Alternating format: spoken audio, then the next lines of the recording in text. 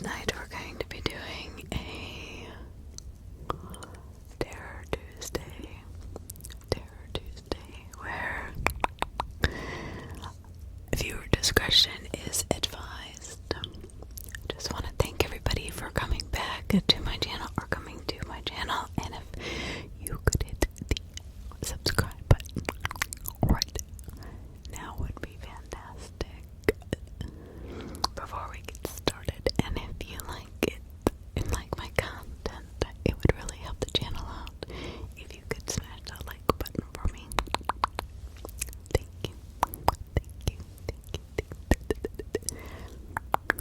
So tonight we are going to be discussing the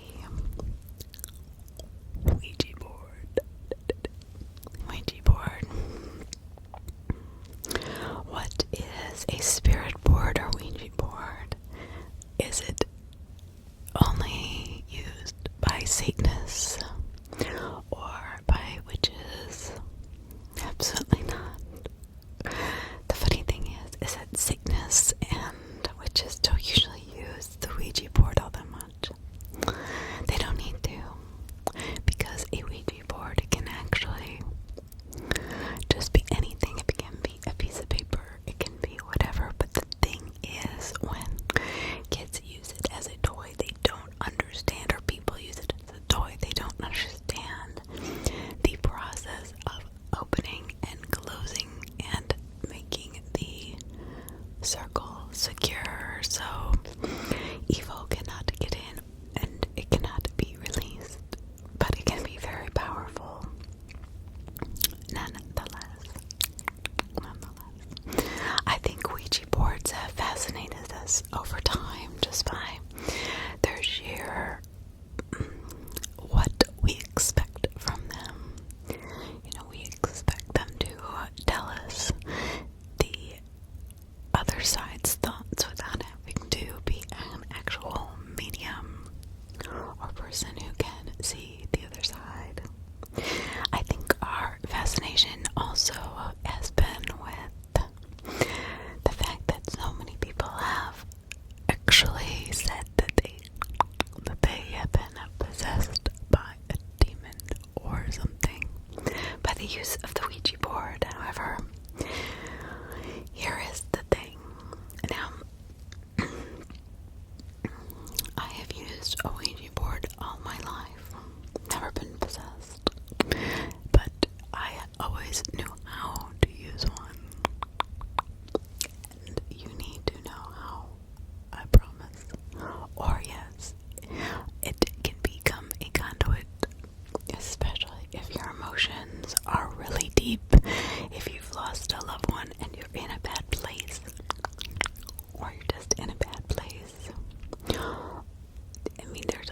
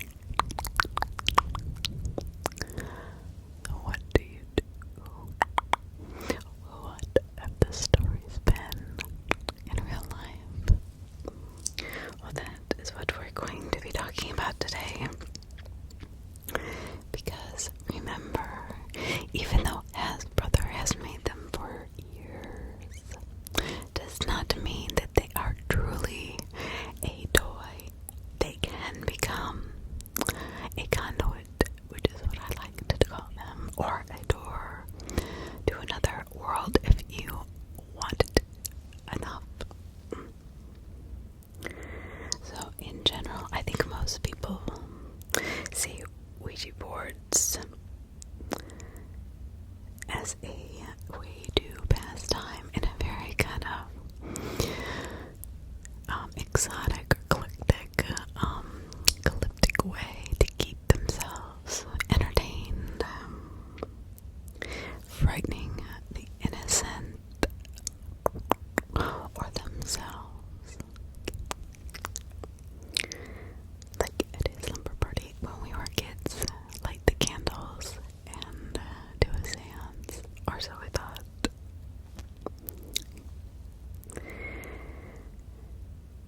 But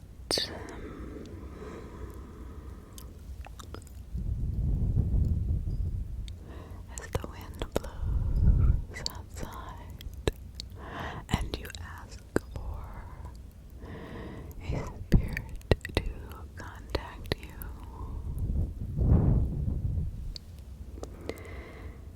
it can become something else, trust me.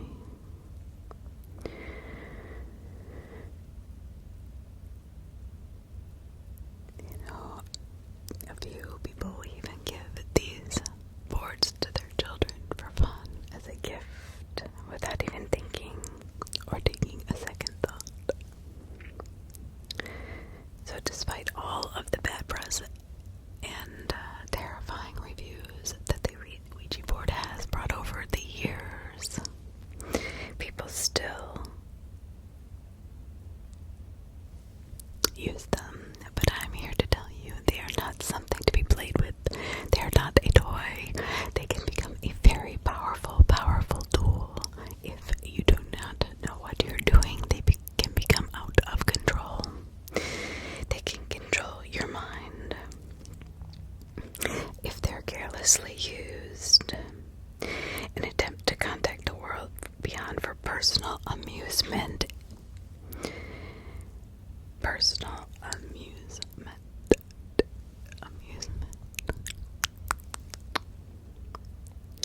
Sometimes you can find yourself amidst a horrible, terrifying sequence of events that can get out of control.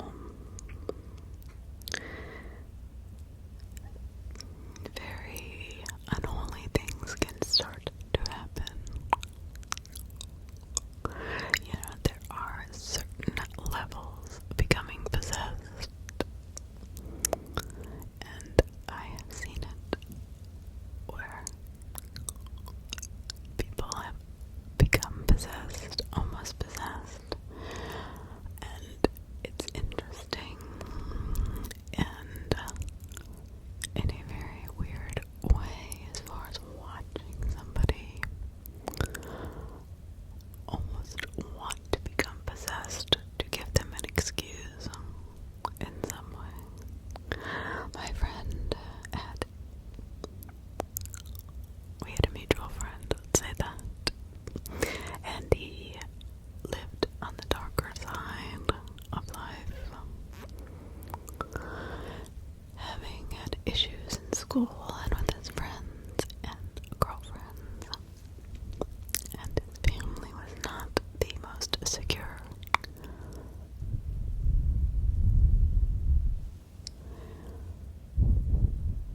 Unfortunately, his untimely death came in suicide. That was the form it took.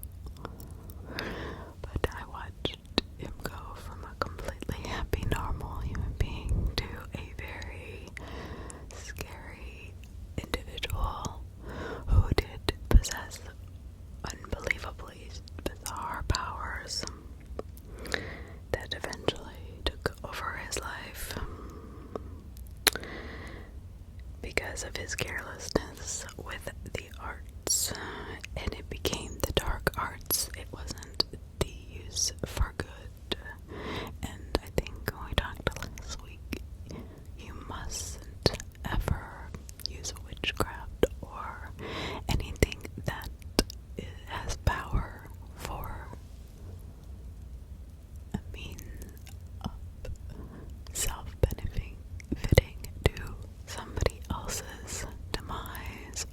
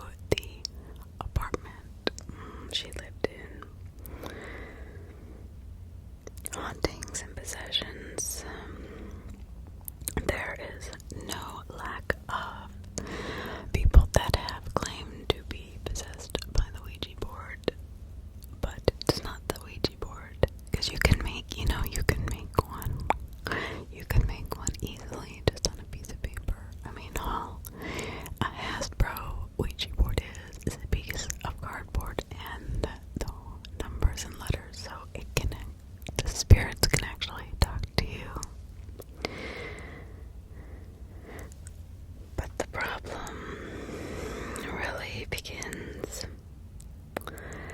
when you're bargaining for simple answers, letting the morbid curiosity of your mind get the better of you. You know, there are many stories on Reddit. Countless users, subreddits submitted, and Reddit stories submitted, and how they did not take the subject lightly and ended up in a very bad predicament. And they learned the hard way.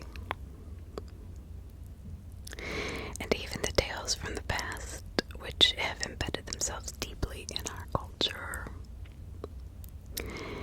And not just culture, but you have to understand, many people don't take these seriously because they don't believe. But the law of nature is good and bad. You cannot have one without the other.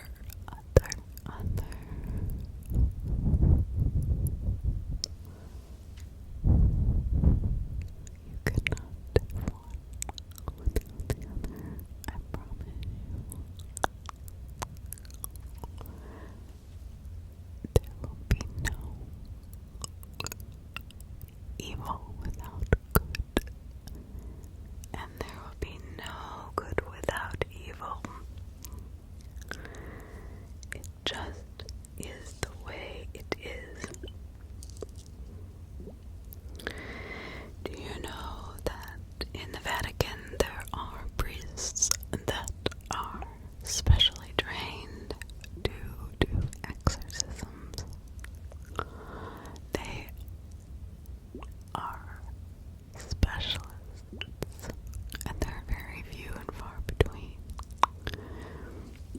In exorcisms, when you get that far, do not usually end well. Usually the demon has taken over the person's soul at this point.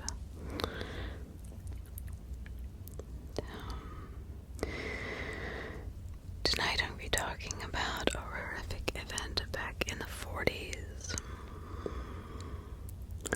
It was the actual event that did inspire the movie The Exorcist.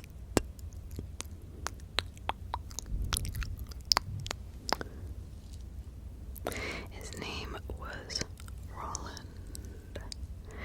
When he was 14, he was introduced to the Ouija board by his aunt. And he spent a lot of time playing this with his aunt. And he harbored peculiar interests such as dabbling in the paranormal. So he enjoyed this kind of thrill or exotic fun. His aunt was actually involved in exploring and practicing similar things too, so it kind of ran in the family, but apparently she did not know how to do it correctly. Well, the boy's parents were known as very, very, very religious.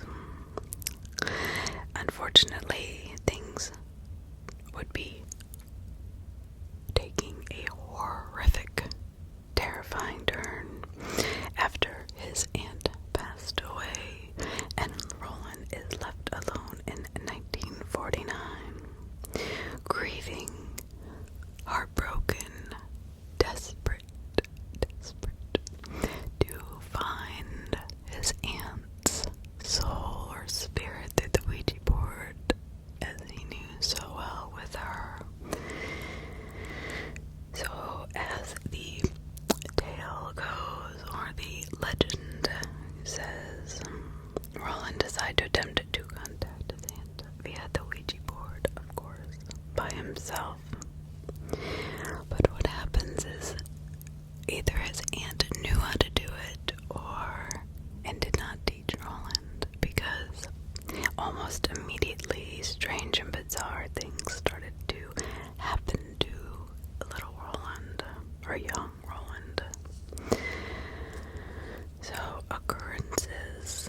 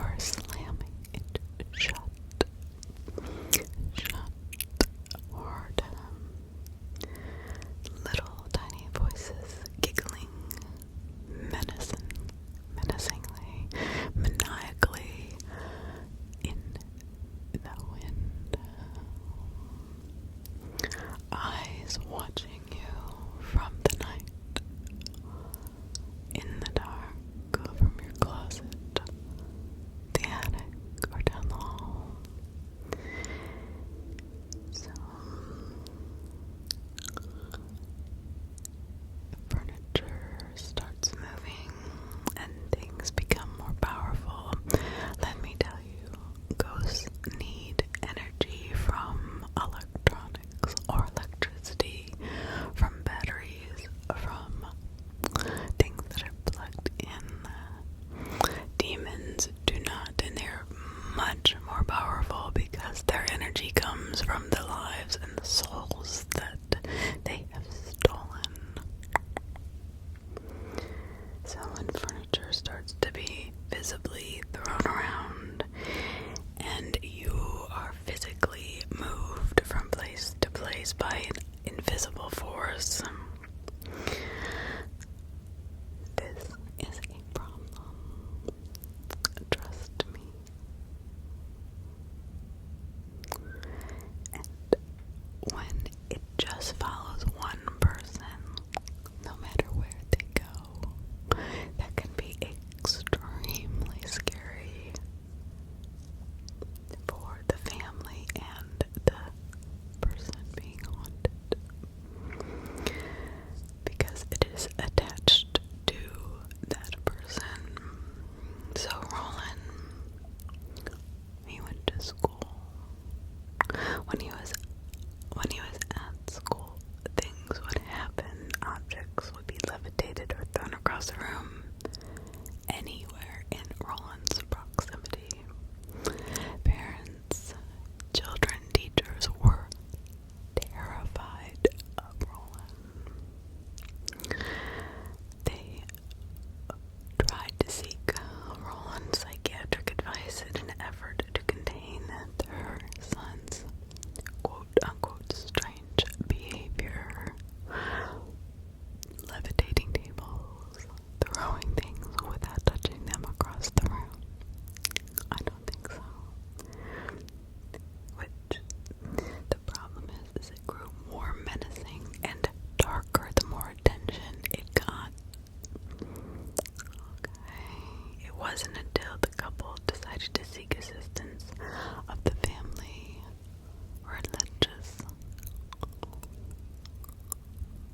pastor, but any religious counsel would have done just fine.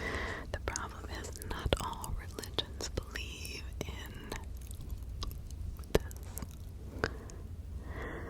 So they all agreed that they would spend a night at the pastor's house for further observation, because we just wanted to make sure that it was a demonic influence and it was real, even though everybody at school, his friends, his parents of his friends, everybody could see it.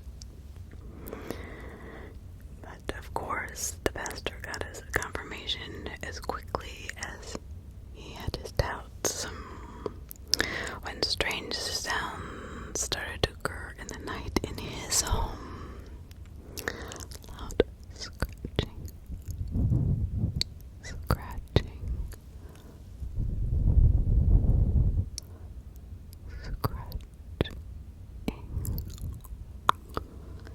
and rattling as Roland's bed shook violently.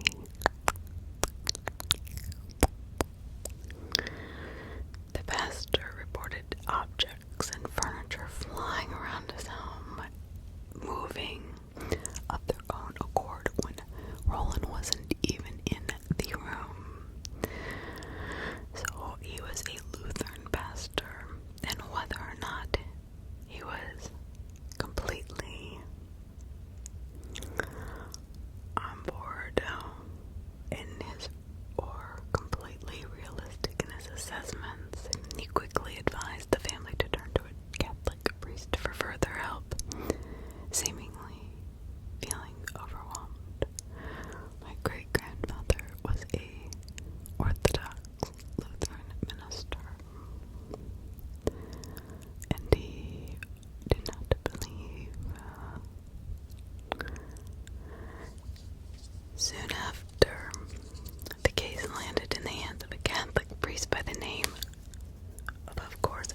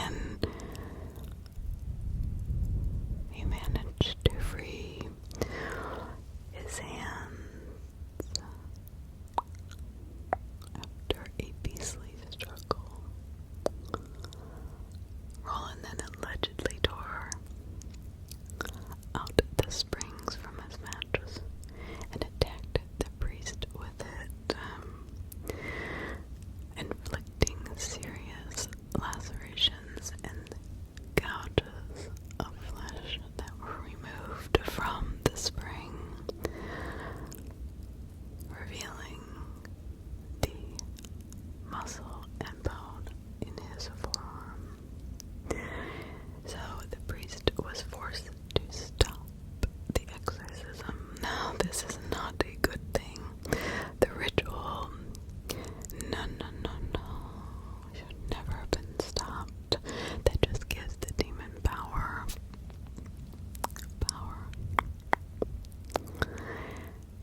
But the priest was so injured that he had to. So the boy was taken home by his parents that same night.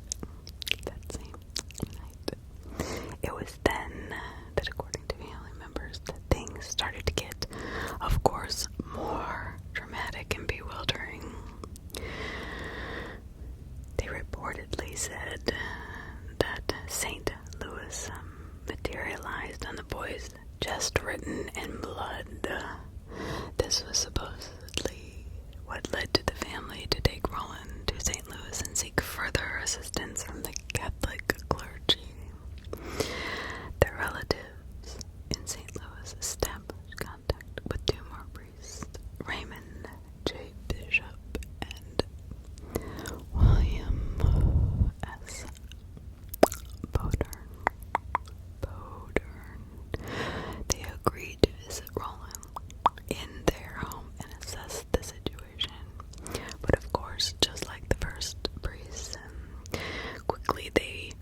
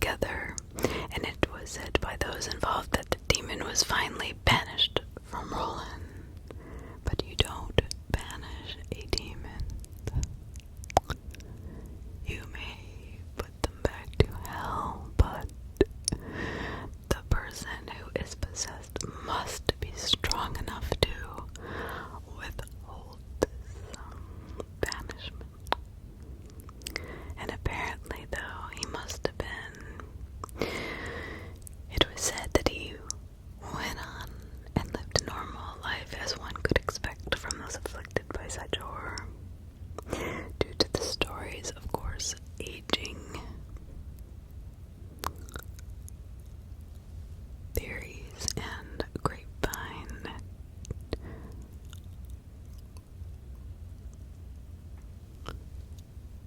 changes in and deflections in the truth. Quite a few of the details have been lost, and the word of mouth by the terrible crux of the events has endured to this day. So because the teenager's identity was protected, we can't know how much what became of him other than what was told by those involved. One can hope that Rolando went on to never play with the board again. Local records of rituals are scarce, however, and the hospital in St. Louis was later demolished. Now, this is a very interesting thing. Very few hospitals that young are demolished. I mean, this was only 1949, 1950. It wasn't that long ago. But for some reason, with the demolishment of the hospital was the many and last reliable accounts and stories.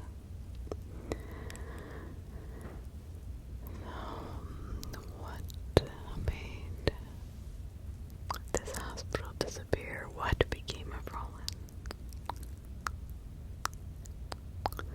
Did he really demolish the demon?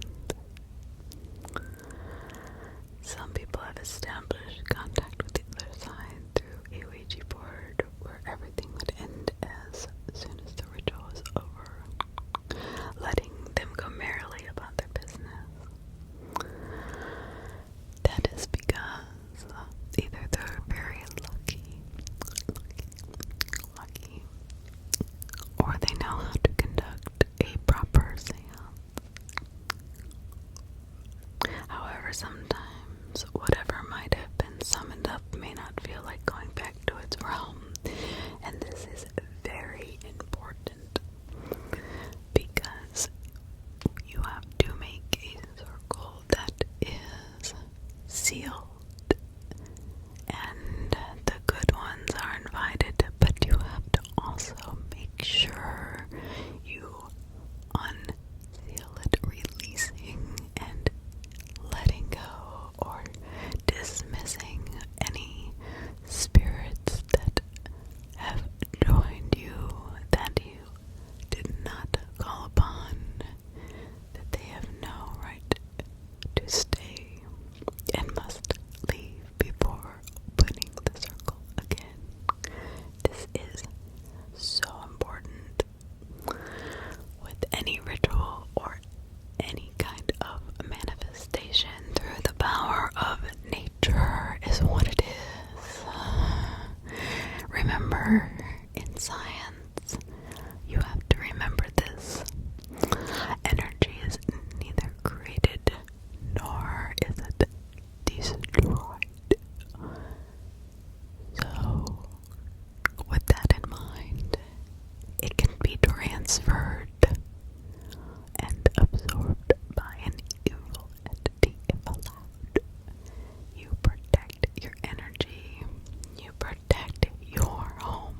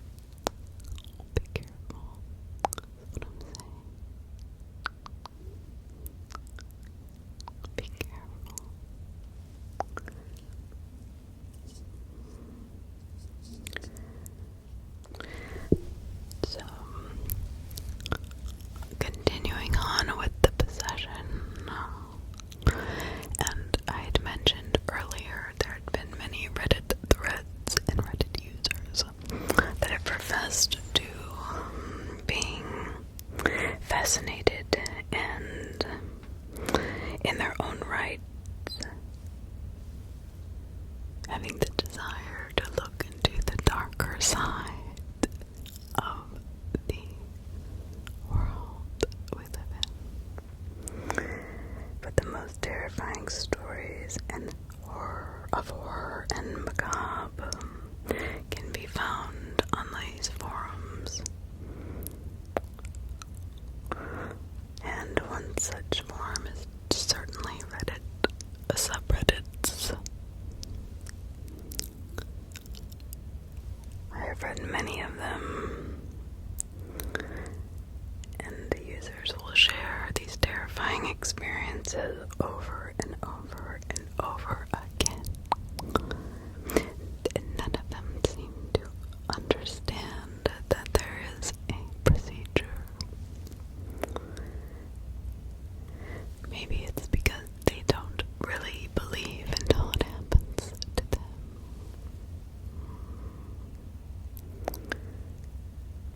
I don't know. I don't know.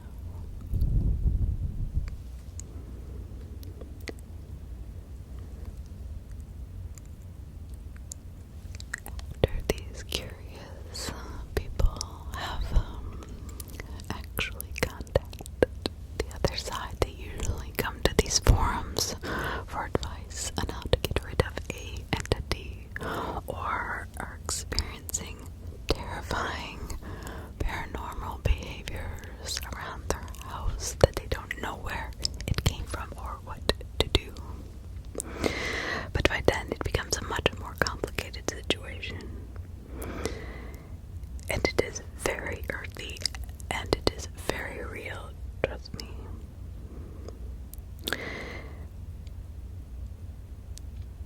The probability that most of these Reddit users' accounts are true, I would say highly likely. So I found some of the scariest that I've ever read.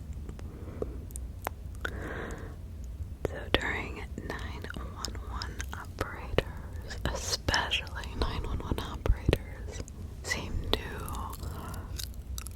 have a lot of tales of these, of experiencing those who are experiencing paranormal crises. An elderly lady called 911 seeking assistance for her feeling ill. So of course the operator gathered the information as much as he could. The woman on the other line was starting to fail, and he felt that she was going to collapse, so he was trying to keep her awake.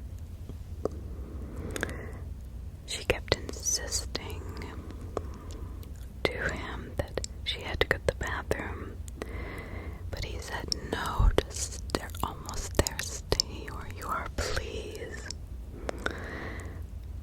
But she promised, she said, she would leave the door open.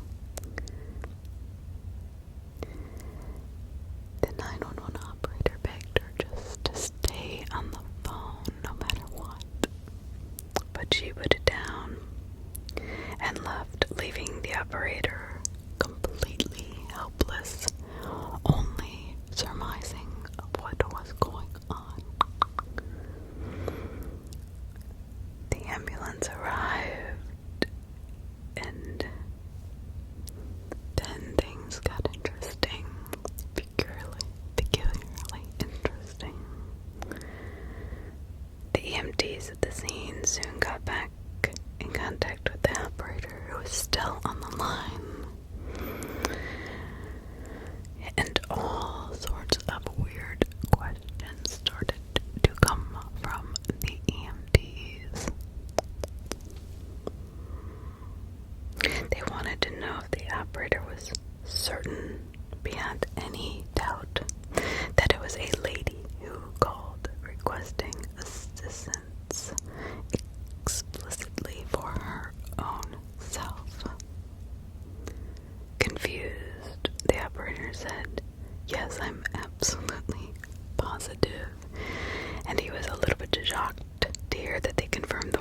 was in the bathroom and had been dead for 12 hours. 12 hours he had been deceased. He knew what he heard, and he posted it on Reddit. The incident left this Reddit user perplexed, wondering to this day if someone had in fact received a call from a dead woman. He didn't understand why the call had come through if she had been dead.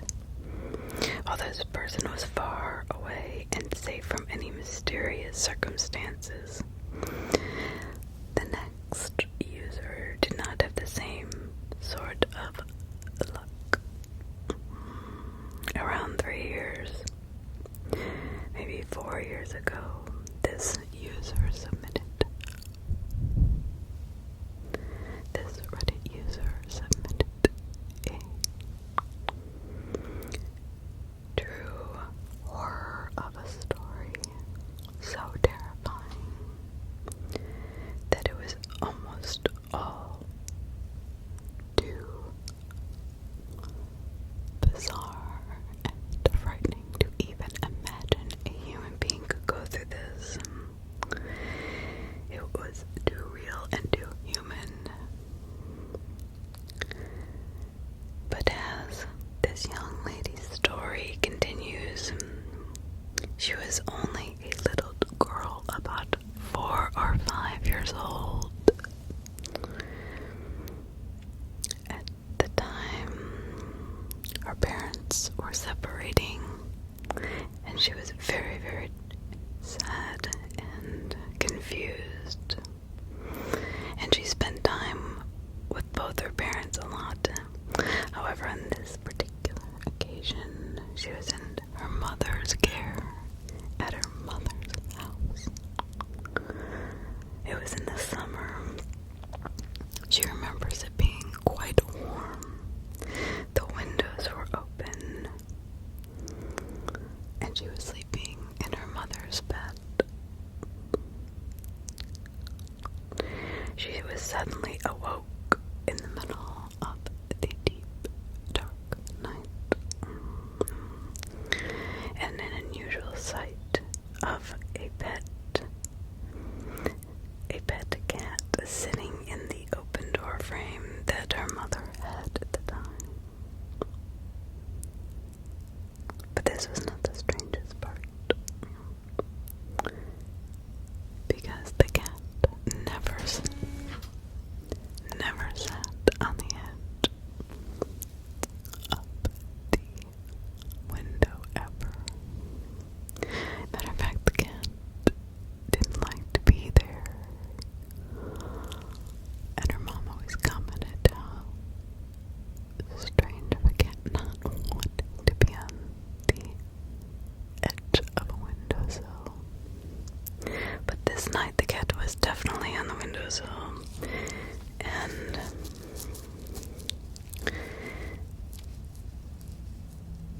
usually the cat slept with them in bed at night, but through the opened door, the girl could see her own room just across the narrow hallway, and there was a dim light that illuminated her doorway.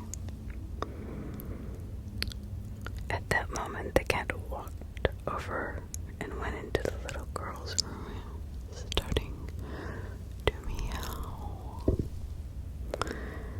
The girl woke up her mother, and in only a couple seconds, they both looked through the door, only to see a completely strange man leaving the girl's bedroom. Her mother immediately reacting by all but throwing the girl out of the window, which wasn't very high up on the first floor apartment, but she was trying to save her. After they both made their way out of the window and the police were called to the scene by neighbors, the police police found no sign that a man was in that apartment or forced his way in, as the front door was neatly unlocked, despite the girl's mother being absolutely positive she had locked it. But even more certain that she had locked the window before she got into bed and closed it, because they were only on the first floor. A mere week later, her mother found an unknown notebook with drawings and names, as well as a pair of gloves and a few gum wrappers in the kitchen. The police were called again and notified about these findings. They concluded that the man had probably made his way into her apartment. Prior to their bedtime, waiting, wanting, and watching until they fell asleep. And then he came out of his hiding spot. And that is when he was going to try to attack them. But why would he just walk on out of her bedroom and not come towards them? It was like, she said it was as if he was not of this world. So around 5 years ago, another user made accounts. Since it's been deleted from Reddit altogether. It was so horrifying, and it was such a horrific crime that marked his life when he was only 12 years old. As the concise story went, he put a 10-year-old boy at the time. He was a 10-year-old boy at the time when they moved to live with his father in a neighborhood where he had no friends. The only acquaintances were members of a particular family who were friends of his father's. This family was consisting of one mother and her 3 children, one of whom was a 12-year-old girl he befriended. Over the next couple of years, they were not particularly close, but they kept the same company and often hung out together with other kids. On one horrific night, the poster's friend called Rob, let's call him Rob, was with the girl and her younger brother. They were just hanging out at the girl's house. Everything was fine. The kids were alone, with the girl's mother still at work. They heard a knock on the door, and it's assumed that it was the girl's mother. However, Rob left through the window because he wasn't allowed to hang out around so late. However, the girl, without giving it much thought, went ahead and opened the door. Sadly, it was not the girl's mother who had knocked, but the mentally deranged sister of the woman her mother was working with. She had been released earlier that day from an institution,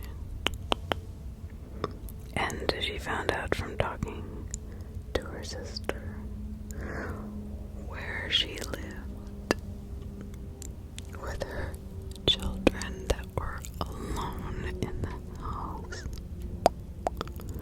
She never told her children about this, and not to answer the door.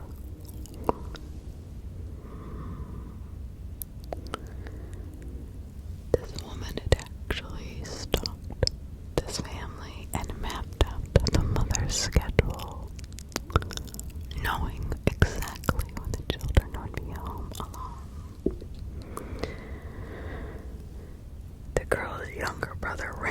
to call the police from a neighbor's house as the insane woman proceeded to brutally murder the girl in her home.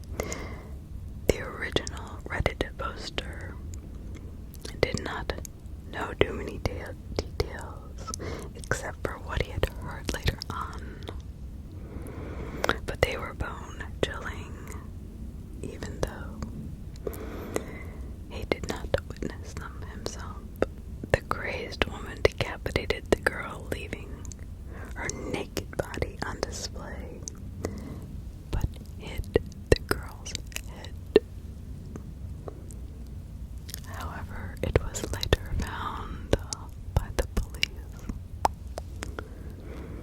The shocking thing, even more so, was that the same poster returned only a while after to the same thread, posting links that he had found concerning this story. These articles confirmed the victim as being a 14-year-old girl called Adriana Amikonos, viciously slain by a 14-year-old Jean Ann Rutsky, who was subsequently charged, tried, and committed to a mental institution again.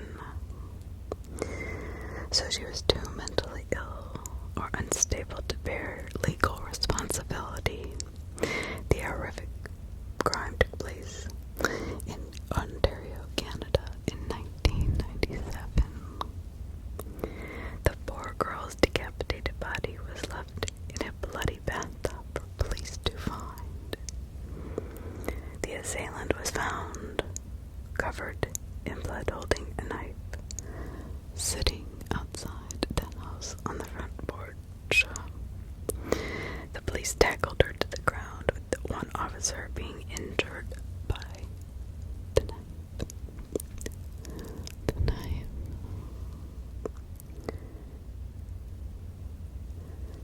So between the official case report and the one the Reddit user reported, the only one major discrepancy was that the official account stated the murder as having happened at Jean Ann's own house. And that can be just explained away from being an old childhood event that most people would probably suppress in their conscience, into their subconscious mind. Whether or not the poster was really a friend of the murdered girl, it was thus verified as having taken place, which adds a whole new level of eeriness to countless other tales of horror and macabre that can be found on Reddit. Reddit is a place where people come and they post their scary stories, their creepypastas,